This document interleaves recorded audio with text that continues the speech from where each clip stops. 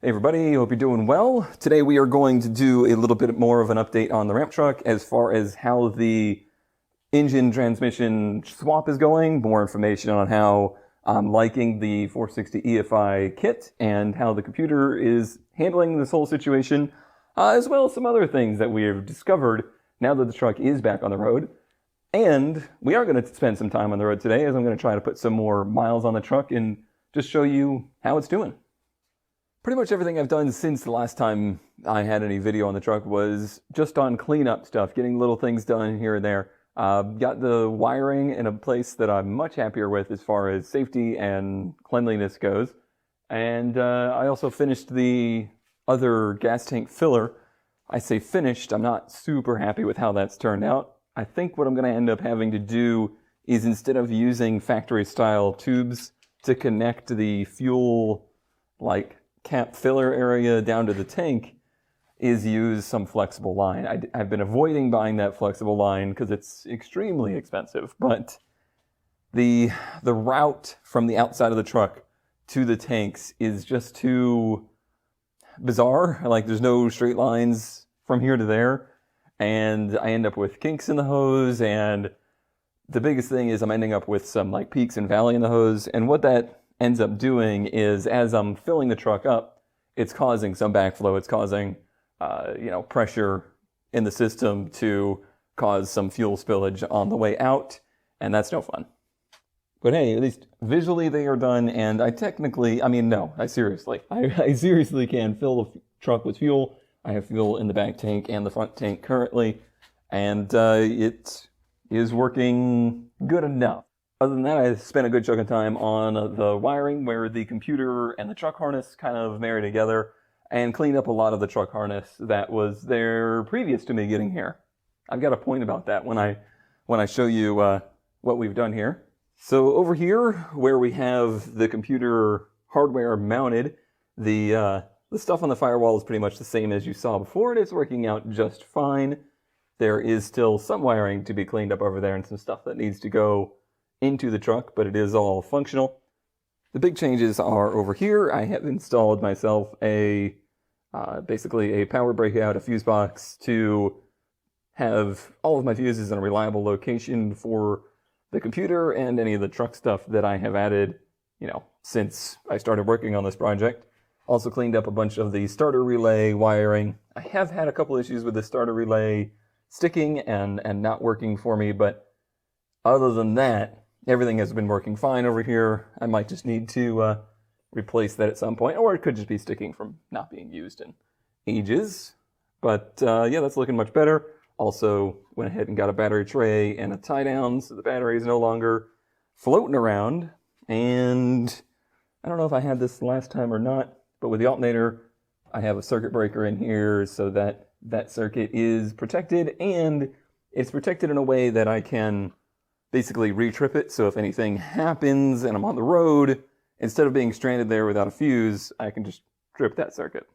Whether or not you should use stuff like that, I don't really know. It's just one of those things that I have sided with using for years now, and has definitely gotten me out of some pickles, because things happen. You're working on something different that broke on the side of the road, and whoops, dropped a wrench down the engine and managed to short, say, a wrench across the starter in the block or something like that, or some kind of hot wire somewhere in there, and boop, there goes your fuse, and then you have no charging system. I can very vividly remember that happening on my first 240 when my dad was driving it. He was getting me new tires, I think, for Christmas or something like that, and I believe what had happened was I had popped the fuse and didn't know it, and then as he was driving it, the battery died because the car was just running off the battery. So what he ended up doing was just taking a bolt or a screw or something like that and shoving it into this big fuse block to reconnect it to drive it home. So that one stuck with me, and now I always make sure that I have provisions for that, either extra fuses or, as I've been doing lately, these circuit breakers. So today we're going to take the truck out on the road, and I'm going to show you how it's doing. But I've been having a little bit of an issue ever since I got the truck back on the road, and that is that the brakes have been locking up. I've long talked about I'm not very happy with the brakes on this truck. The brakes are a very interesting system, and what we've actually come across here is a problem to do with the brake master cylinder and the way that it actuates with the pedal. Basically, the brakes were always dragging, causing the brakes to lock up as I drove it.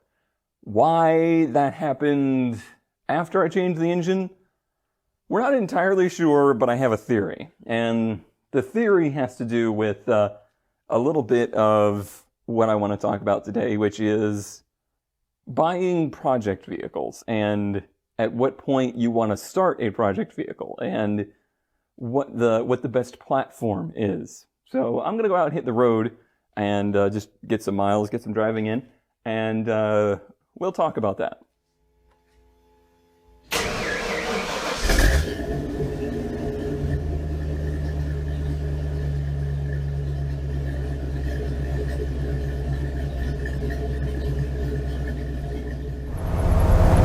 So I don't know how much you're actually going to be able to hear of me in here, but we're on the road. We're doing about 45, I guess. And we're in fourth gear, just kind of cruising. And so far, I'm really impressed with how happy the truck is at these speeds. Not to say that it couldn't do 45 before. It's the fact that doing 45 now is like, there's no stress, there's no drama to it. It just does it. And if I need to do 55, it'll do 55. If I need to do 65, it'll do 65. Now, engine-wise, the truck will do 65, but the rest of it, 65 is like, all right, we're paying attention to the road. Like we are planning our steps. Engine temp's sitting right at 210 right now. For me, that's been like, it's taken a little getting used to because I'm used to cars like the 240. They'll sit at like 170, 180, and if they get above 180, you're gonna have a bad day. Like you're about to be doing some work because it's gotten hot. But this thing seems like 460s want to be pretty much right at 200 degrees to run good. According to the people of the internet, which are, so much more knowledgeable than me, 200 is where this thing will run optimally, and anything lower than that, and it's not going to burn fuel. Like it won't run efficiently as a 460 does anyway. I'm kind of feeling out the brakes right now because I've definitely had some instances where the brakes tried to get to the point of locking up on me. And this truck, it's got a lot of power. It can plow through the brakes basically, and kind of without even noticing, I can end up basically lighting up the brakes on this thing, meaning overheating them. So at some point I'm going to try and, actually I'm coming up to a stop here, so that'll give me some idea. It's pretty obvious to tell because the truck just won't coast, it won't roll, and this thing's got immense torque, very, especially in like first gear, it's got gear that could, yeah, we're coasting, cool. It's got gear that can basically pull it up a hill if it needs to. This feels much better already.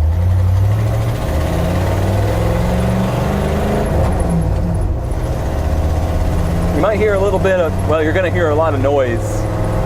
We got a pretty good bit of exhaust leak left. I've gotten some of it taken care of, but I can't quite get rid of all of it. We're going to have to do quite a bit more exhaust work with this thing to get it to a point where it's happy, I believe. I'm thinking, I made the downpipes myself, and I'm thinking it's possible the collector that I got, it's a ball and socket style, and I think the collector isn't quite, it's not quite the right angle to adapt to the factory Ford manifolds. That might take some work. But also, I know that these manifolds have cracks and like splits in them. Sure, we're getting leaks in that. But it's obviously leaking more than it was on the parts truck or the donor truck. But it wasn't this obnoxious on the donor truck at all. So there's definitely more exhaust leak here than there was. So it's something that I gotta work out myself. Other than that, we're doing great. You know, I'm really happy with it so far. It's not a rocket ship. This truck probably weighs between 6,000 and 6,500 pounds. We've added a lot of weight to the nose.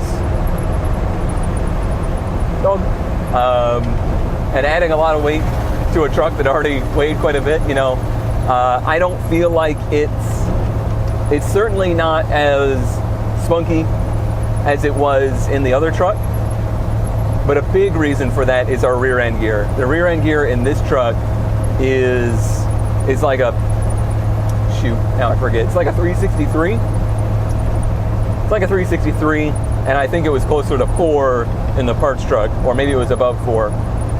So, you know, we're naturally at lower RPM at given speeds.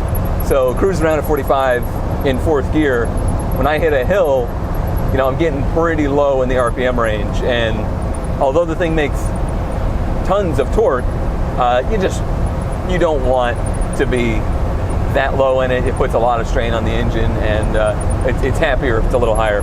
It'll be great once I get the tap working, so I actually know what kind of RPM I'm doing. Because as far as I know, like, I'm running at a decent RPM right now, but I could still be super low. It's hard to tell. I think a big factor of that too is that hearing the exhaust, it makes it sound way more labored than I think it probably is. The sound of an exhaust leak, it's the sound of an engine laboring, and I have kind of a strangely strong sense of mechanical sympathy. So when I hear an engine straining, it makes me want to back off. It makes me want to take it easier on it. So yeah, I'd be really happy to get that resolved. But at the end of the day, the thing, like,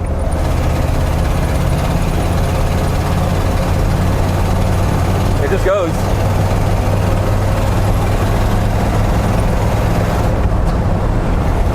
Up in a bit. I think we're doing about 65 right now, which is a lot for this road, but it'll do it.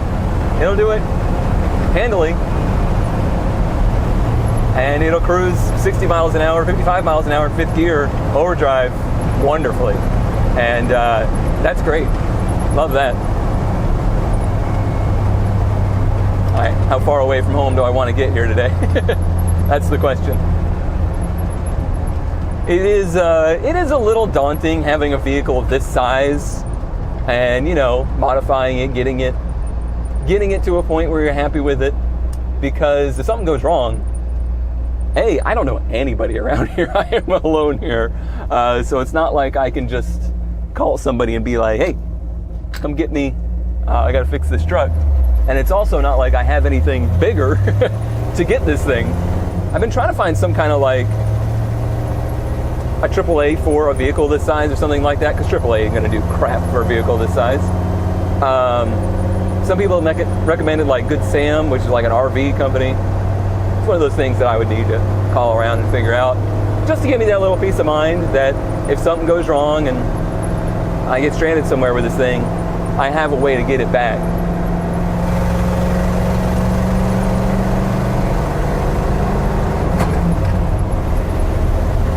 I love the shifter. Oh, the shifting is fantastic. This is now the best shifting vehicle I have in my fleet. This shifts better than the Audi does. And the Audi doesn't shift bad, but it's really good. It's really good. I'm very happy with that. Sitting in the middle of the road. We're in the middle of nowhere anyway. Oh, camera fall down, huh? I need a better camera rig. I should probably be turning around here some way. But I love it. I just love driving it. It's easy, it's comfortable. I mean, it's bouncy. We definitely need to do something with the front suspension because we've added a lot of weight to the front and you can just feel it doing this the whole time. But it's just cool. It's just cool to drive it.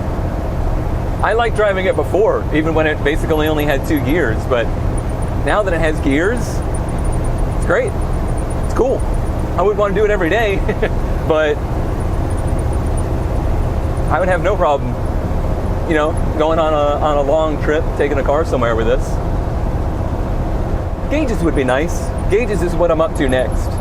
I got an adapter for the fuel system so that we can take signal from both tanks and use the factory fuel gauge and calibrate it right. So that'll be great. The tach, I think the tach will be a pretty easy thing to do, actually. I just haven't gotten around to it. We already have the water temp gauge. I'm going to change it to one that has a bigger sweep, because this one pretty much tops out at like 220 degrees, and the thing runs at 210 degrees. You know, it's not a great gauge because it's not really giving you the information you need as to if it's overheating or not. I'm also going to get an oil pressure gauge at that point. That might be a little tricky to install, but we'll figure it out. Speedometer will be very tricky. Unfortunately, the ZF5 doesn't have a gear-driven, it doesn't have any kind of geared speedo out. Here, let me fix this camera real quick. Should be enough room to get turned around. If you're in first, you got to be a little slow going to second, but it ain't bad.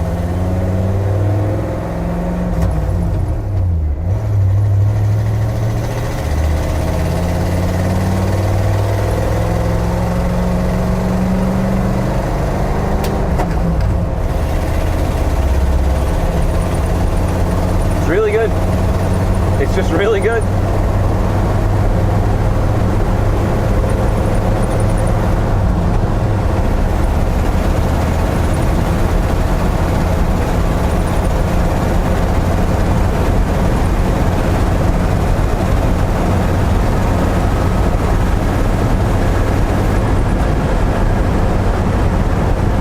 About highway speeds.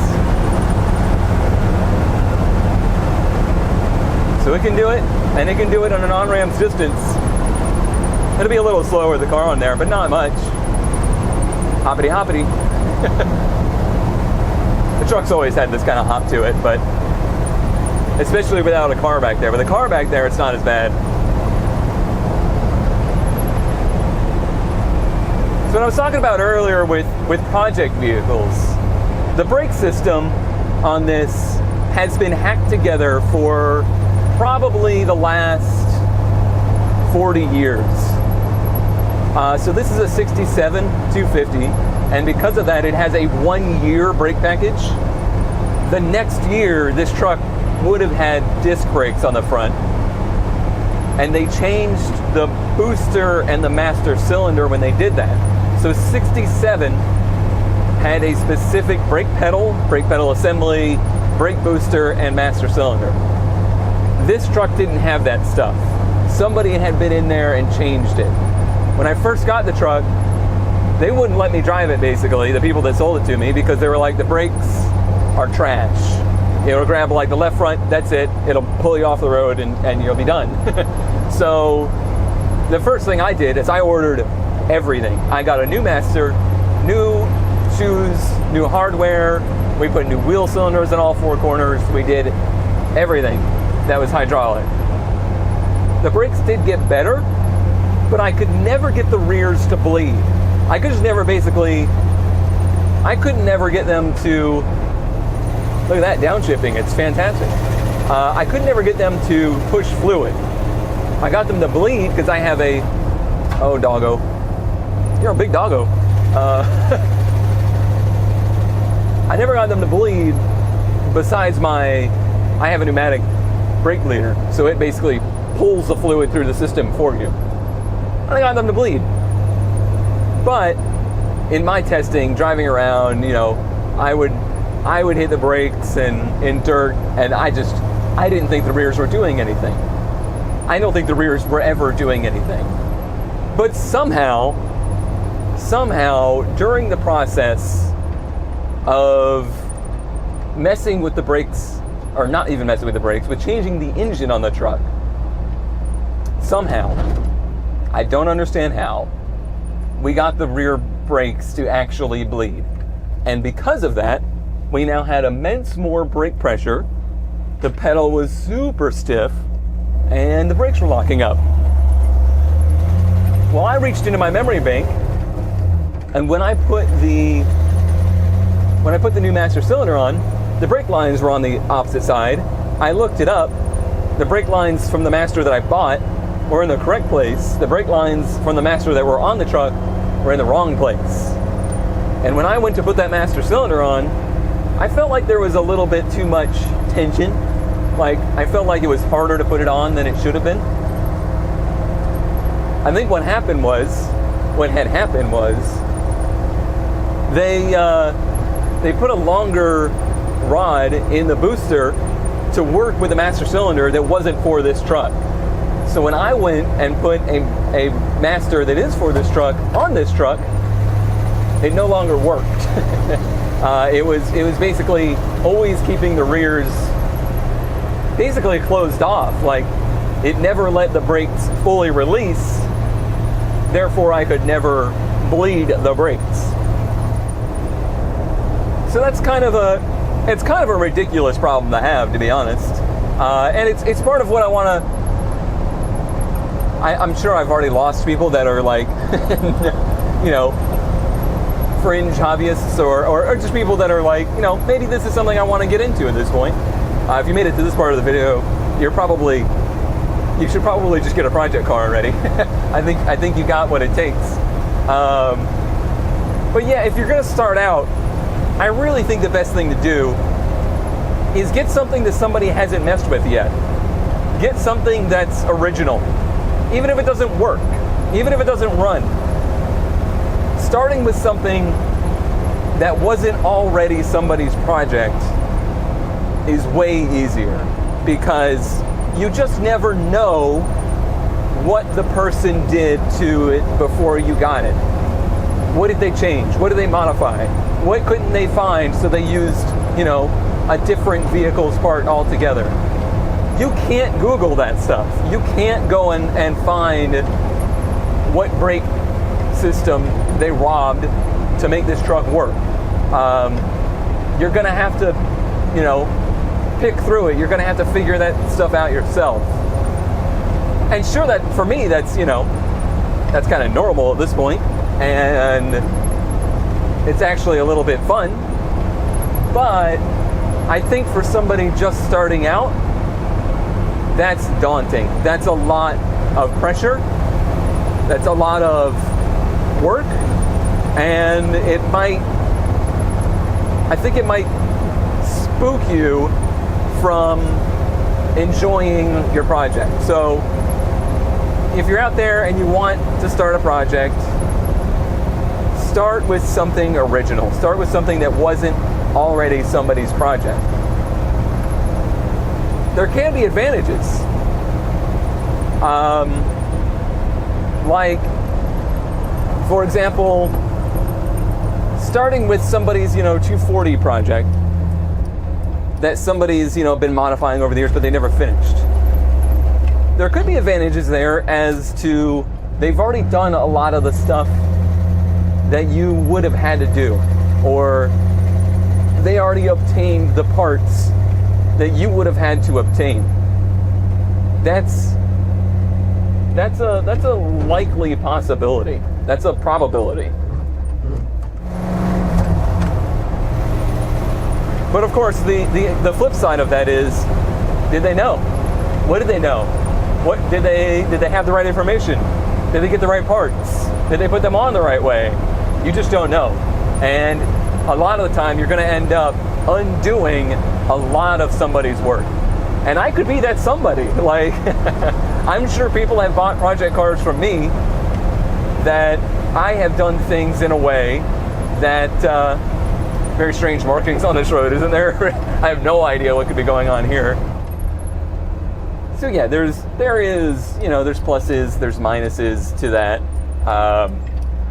It can be great. It's something that at this point in time doesn't necessarily bother me, and I do go and look for kind of failed projects, because there's deals to be had there. A lot of the time when somebody gives up on something, a project has frustrated them to no end, they're more willing to sell, and they're willing to sell at a cheaper price than what they have in it. So there's definitely some good value there. But just as a novice, my recommendation is find something fresh. A truck like this, if I had found a 1967 F-250 that had never been touched ever, it's still a huge project to get it to be something that's modern and usable. I still have a huge project left, and that is these brakes, because in the year 2020, driving on public roads in a vehicle that weighs 6,500 pounds or 9,000 pounds loaded with four-wheel drums brakes isn't great. And I had somebody, an expert mechanic on the YouTube comments, shout at me because I was working on like the engine stuff, and he's like, well, I haven't heard you talk about the brakes yet. And that's because that stuff ain't easy. This isn't Discovery Channel. I can't just go slap down a Summit magazine and say, hey, I need everything from this to make my brakes work. I don't have that kind of resources. That doesn't work that way for me. And frankly, that stuff doesn't exist for a truck like this.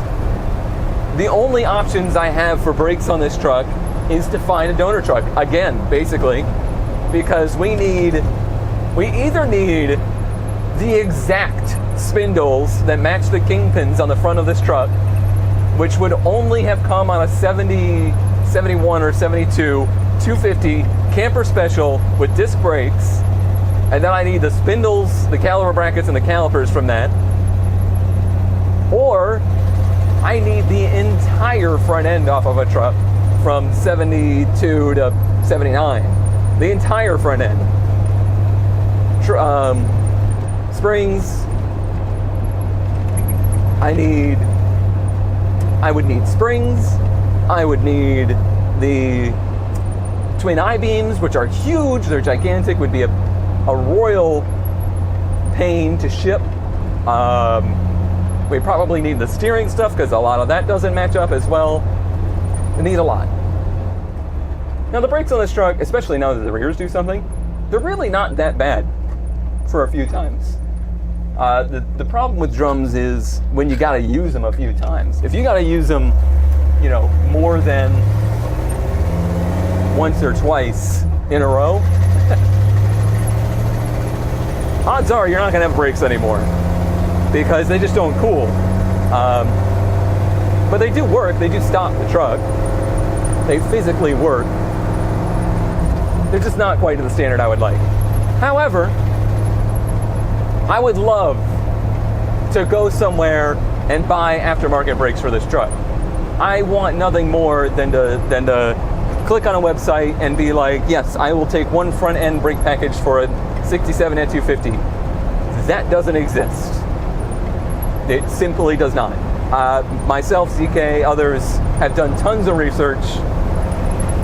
This is not an obtainable thing, unfortunately.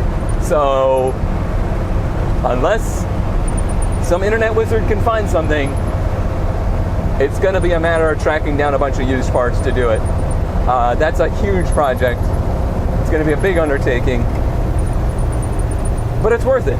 It's worth it for what I want out of this truck. I want it to be something that I can go out, start it up, which I can do now. Just start it up, not have to worry about it. Load up a car, drive it away to wherever I want to go, do whatever heckin' skids I want to do wherever I want to do them, load up the car and drive home. That's what I want. I don't want to have to worry about it. It's not the most glamorous project in the world, but it's something that is really important to me. It's something I really want. I've had people offer that have been like, hey, I have a whole 75 F-350 or whatever, come and grab the front end parts. In the current world, that's not really a possibility, unfortunately. But someday it might come to that. I might have to drive somewhere, take apart a truck, put it on the back, bring it home with me. It could come to that. I would rather it not, but it could. And that's where we're at. That's like over a half hour of driving. Runs fantastic. Shifts fantastic. The brakes are not seizing up on me anymore, which is great. I currently have the master cylinder spaced out from the brake booster. I just ordered a new brake rod that I'm going to modify to make the right length. Oh, I'm not rolling. I don't like that I'm not rolling right now. That makes me worried.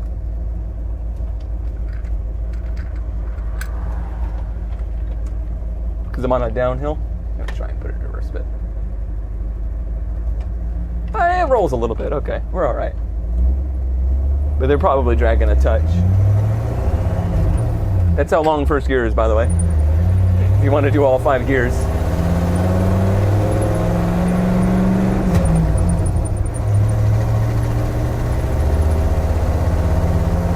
Three.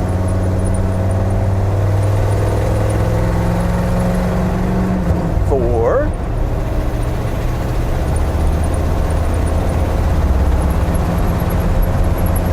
5. They did it. Squeak, squeak, squeak, squeak, squeak, squeak, squeak. I don't remember what I was talking about. Oh yeah, it drives great. I'm very happy. I'm very happy with the engine swap. It's gone amazingly well. Way better than I expected. Still a lot of work to do. But I'm having a great time doing it. It just feels right. Feels good. I might not be a Ford guy, but I really do love this old truck. It's just a time capsule to a time that I never personally got to experience, and it has a greater purpose. Like it has a reason. I'm not a big fan of having project cars that I don't have a purpose for. I'm not doing it for anyone else. I'm doing it for making content, but at the end of the day, I work on this stuff for me because I want it, because I need it, because it has a purpose. That's really cool. Fifth to fourth. Who would have thought? Who would have thought I'd ever be excited about being able to downshift?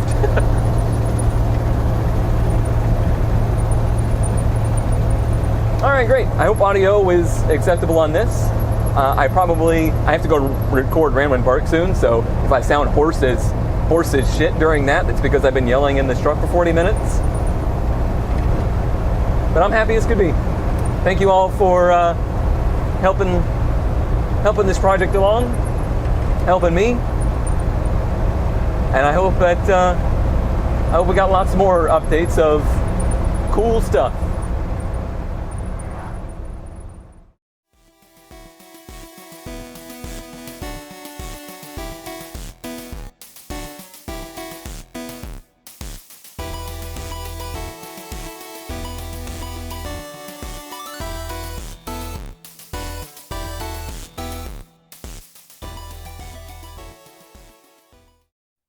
Hey everybody, how's it going? Hope you're doing well. Today we're going to do a little bit more of a ramp truck. Words are hard. Don't do words, kids.